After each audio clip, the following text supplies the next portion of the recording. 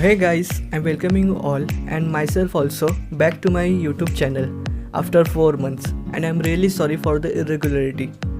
I hope आप सबका preparation ज़ोरदार तरीके से चालू होगा और अगर अभी तक स्टार्ट नहीं किया तो भाई लोग स्टार्ट कर लो, अभी भी समय है, अभी भी एटलीस्ट आपके पास 90 डेज़ है which means around 2000 hours and this time is enough for the preparation.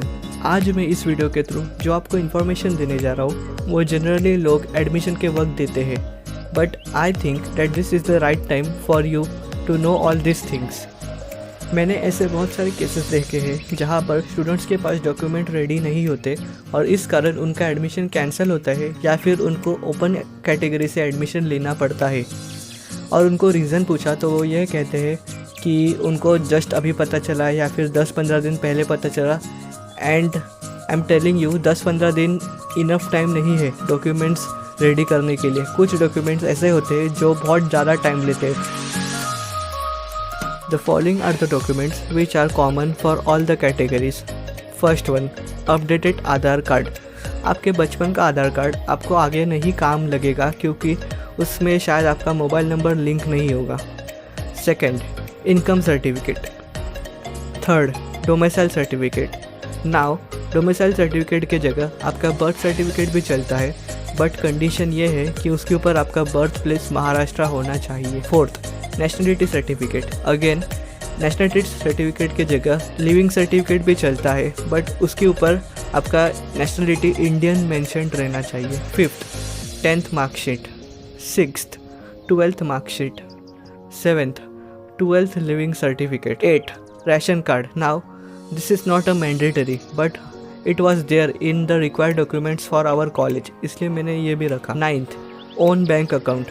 Now जो भी आपको गवर्नमेंट की तरफ से स्कॉलरशिप्स या जो भी मिलेंगे वो आपके नाम पे इश्यू होंगे और आपका खुद का बैंक अकाउंट रहना बहुत ज़रूरी है. The Maharashtra students who belongs to open category and whose families annual income is less than 8 lakh they belong to EWS category. Now doubt ये आता है कि जो नॉन महाराष्ट्रियंस है, जो बाहर के स्टूडेंट्स हैं, वो EWS के लिए अप्लाई कर सकते हैं क्या?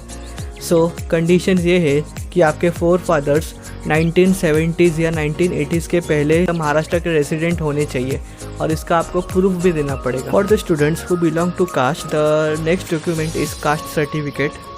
The 12th one is caste validity and the 13th one is non-creamy layer. Now non-creamy layer is only for OBC, SBC and VJNT students. For the repeaters you must have the gap certificate and the migration certificate, the physically handicapped certificate and the defense certificate if you lie any of these categories.